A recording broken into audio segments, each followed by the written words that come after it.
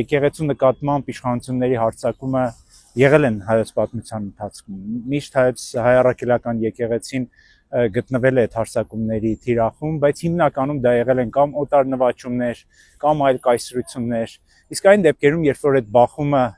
ներպետական էր, երբ որ բախվում էին հայոց իշխանությունները եւ հայ առաքելական եկեղեցին, մենք միշտ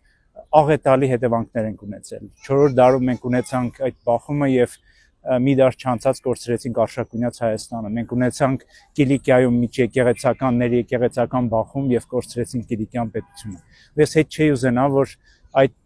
տարբեր դեպքերին մենք գումարեինք եւս մեկը։ Առավել եւս որ գոնե այսօր մենք ունենք հնարավորություն գոնե առնվազն մեր բողոքի ձայնը բարձրացնեին եւ ես կուզենայի իմ ամբողջական եւ անվերապահ սատարումը հայտնել մեր բանտարկված սրբազաններին, որը մեր խարանն է, մեր ամոթն է համազգային եւ իհարկե հայ առաքելական եկեղեցուն Վեհապարին կաթողիկոս Գարեգին II-ին իմ աջակցությունը եւ ես հույս ունեմ, որ մեր հավատավոր ժողովուրդը հայ առաքելական եկեղեցու զավակները չեն միանա այս կեղտոտ քաղաքականացված արշավին եկեղեցու դեմ եւ կմնան միասնական, որովհետեւ երևի միասնական են միակ եւ կարեւոր ներուժն է, որ մենք կարող ենք այսօր ունենալ, որպեսզի դուրս գանք այս իրավիճակից։